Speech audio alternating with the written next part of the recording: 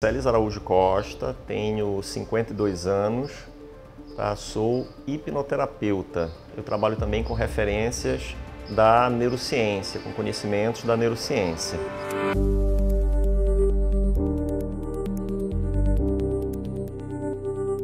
A hipnose é o uso da linguagem para ajudar a pessoa a mudar sua percepção, tá? Como é que é isso? Para a gente entender isso de modo bem simples. Tá? Imagina aquele dia que você sai meio triste de casa e você encontra com um amigo. E depois desse encontro, né, de um aperto de mão, de um abraço, de uma conversa de 2, 3 minutos, você sai diferente. Então, o que aconteceu ali? Aconteceu uma comunicação, o uso da linguagem e uma mudança de percepção, uma mudança inclusive de comportamento. Quando eu mudo a minha percepção, eu mudo o meu comportamento.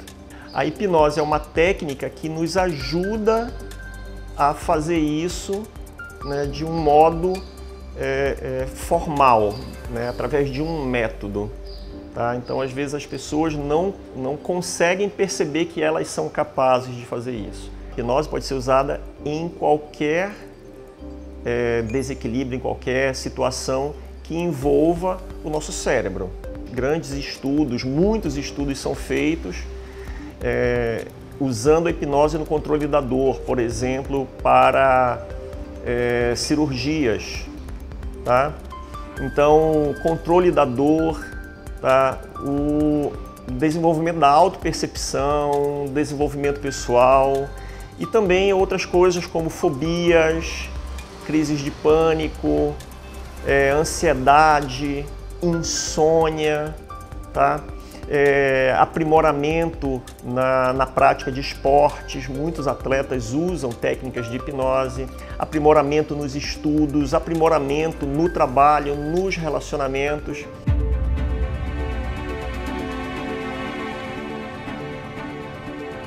O nosso cérebro ele foi preparado pela evolução, tá, para uma coisa bem simples, para nos aproximar do prazer e para nos afastar do que causa dor. Então já dizia o imperador Alexandre que nós sofremos muito mais pelos perigos imaginados do que pelos perigos reais. Se eu tenho medo, se eu tenho raiva, se eu tenho alegria, qualquer emoção que surja, ela vem com muita intensidade, ela começa no cérebro e se espalha pelo nosso corpo. A sensação de perigo, tá? Ela começa no cérebro e se espalha pelo nosso corpo, porque o nosso corpo vai reagir de alguma forma diante do perigo. Agora, esse perigo, ele é real ou imaginado? É válido eu ter esse medo de forma tão intensa? Por que está tão intenso? E quando eu começo a questionar isso, eu começo a usar a linguagem para mudar a minha percepção. Então a pessoa, por exemplo, quando vem com fobia, tá? Sei lá, a pessoa vem com fobia de aranha, tá? Então, através dessa técnica de relaxamento, a pessoa vai, sei lá, até fazer o que a gente chama de regressão, tá? Mas a regressão ela é uma lembrança, ela vai talvez lembrar daquele momento em que, sei lá, ela tomou um susto com uma aranha, né? E vai perceber que aquilo foi tão bobo que já não tem mais importância. Quando a pessoa percebe isso, ela muda o comportamento, né?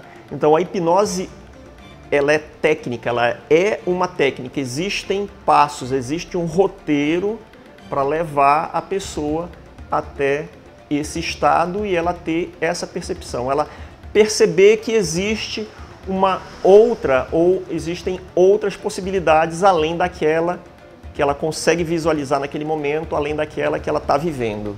O grande medo da hipnose é um mito, que é a pessoa achar que vai perder o controle. Então, às vezes é muito comum encontrar com alguém me apresentar e dizer, olha, esse aqui é o Riceles, ele trabalha com hipnose. Ah, não quero nem ser hipnotizada que eu vou contar os meus segredos, né? Tenho medo de contar os meus segredos.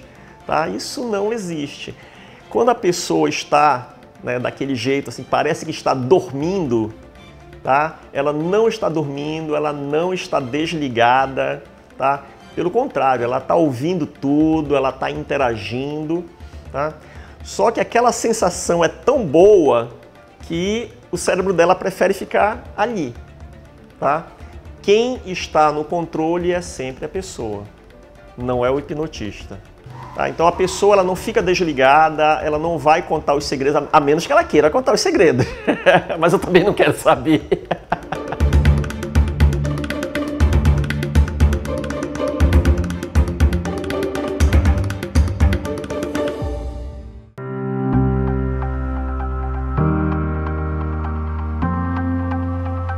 Às vezes a pessoa vem aqui com, por exemplo, insônia ou com um problema de relacionamento, mas tem a ver com ansiedade.